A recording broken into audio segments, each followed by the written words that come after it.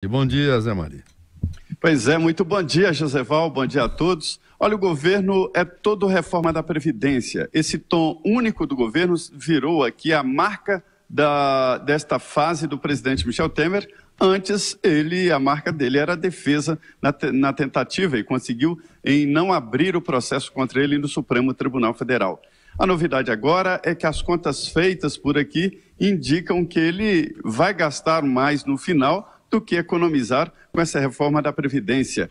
A decisão do presidente Michel Temer com os ministros ontem foi abrir primeiro a liberação de emendas parlamentares. É aquela frase de prendam os suspeitos de sempre, né? Quando se quer algo no Congresso Nacional, o caminho é liberar as emendas parlamentares. Mais do que isso, o presidente Michel Temer chamou os ministros e disse que a pressão é total, que cada um deve dominar o seu partido político e tentar tirar ali as divergências. É que entre os partidos existem ali disputas internas, porque alguns acham que os líderes ficaram com o naco maior. A história de quem parte e reparte fica com a maior parte, né? Então agora é essa tentativa de equalizar. As contas estão feitas e indicam que o presidente Michel Temer ainda não tem os 308 votos, mas que pode conseguir. Não é fácil, mas este é o momento. O que prega contra tudo isso é o Conselho da Equipe Econômica, de que o presidente Michel Temer não pode jogar a toalha e muito menos entrar para perder no plenário da Câmara dos Deputados. Olha, Joseval, às vezes eu acho que o presidente Michel Temer insiste tanto no projeto de reforma da Previdência, que agora está menor, até para manter o Congresso Nacional e a opinião pública ali preocupados com esse tema e esquecer o resto, né? O Brasil caindo aos pedaços. Agora a equipe econômica, Zé Maria, está trabalhando nesse sentido. Eu estou vendo aqui no Twitter o Mansueto Almeida, que é secretário de Política Econômica, jogando hoje os dados da Previdência. Ele falou que os gastos crescem de 40 a 50 bilhões por ano e que isso significa, correspondente ao investimento da União este ano. Então, só para dar uma dimensão, e também representa todas as despesas, os gastos gerais do governo, que teriam de ser cortadas pela PEC dos gastos, se não houver a reforma da Previdência. Não? Então, a equipe econômica não quer jogar a toalha mesmo. E eu concordo com você, ele escolheu o tema e fugiu das crises e das misérias do país. O problema é que as crises e as misérias do país tendem a se agravar se não for contido esse buraco da Previdência, que é maior que aquele que o Fernando Martins nos mostrou agora há pouco ali na Avenida Brigadeiro Luiz Antônio. Né? Bem maior, assustador. Dizem por aqui que se não houver a reforma da Previdência no futuro, a votação será para limitar aposentadorias, ou seja, cortar os tais dos direitos adquiridos, né? Mas olha, Denise, hoje integrantes da equipe econômica vão à Câmara dos Deputados conversar com os parlamentares ali, explicar isso, mostrar esses dados e mostrar a realidade. Como se deputado votasse com realidade, né?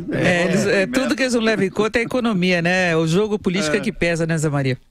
É aquela história, eles votam com emendas e não com Eu tenho dúvida práticos. Se o governo está fazendo um discurso que poderia ser eficiente com deputados. É o seguinte, se a reforma da Previdência passar, e se ela passar na Câmara este ano, isso cria uma expectativa para os investidores, para os empresários que têm de determinar planos de investimentos para o ano que vem.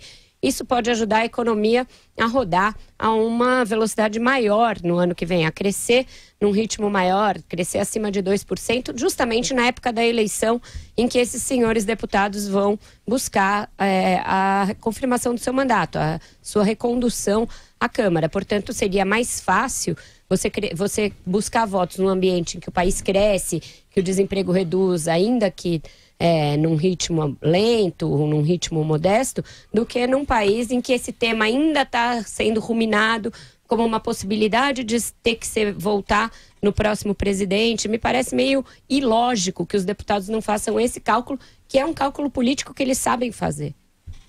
Exatamente. E o interessante é que a reforma da Previdência tem sim esses dois lados, as duas faces. Primeiro, a prática mesmo de conta, de somar sobre a situação da reforma da Previdência e sobre o futuro, né? A projeção da população brasileira. Isso é uma conta de somar, é um cálculo matemático, um cálculo autorial. Pois bem, esse é um lado. e outro é o otimismo que a aprovação gera para a economia, esse sentimento de confiança que move a economia. Eu considero um dos principais pontos, Denise, da economia é exatamente a confiança, né?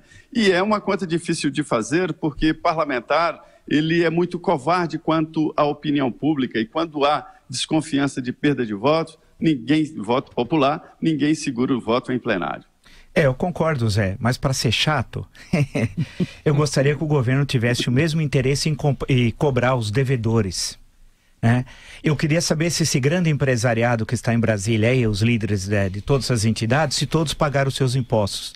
Olha, eu tenho certeza que boa parte deles são grandes devedores. Quer dizer, portanto, aonde eu insisto na questão da ética e da moral republicana. Questão central. Tem muita gente falando aí que o país está afundando, mas eles são corresponsáveis, inclusive porque não pagam os impostos. Professor, devo dizer que o governo Temer tentou sim essa chamada ação global de economia de um lado e cobrança de outro, mas, na verdade, os últimos tempos políticos indicam que família não deve arriscar a ter um parlamentar entre eles, né? Então, assim, uma nova era na política foi inaugurada. Em vez de eleger uma família, eleger um parlamentar da família, né? Terceiriza, elege outro. E esses parlamentares, eles têm controle remoto exatamente entre esses empresários devedores. Então, está aí a dificuldade. Zé Maria, bom dia, bom trabalho. Pois não, muito bom dia a todos.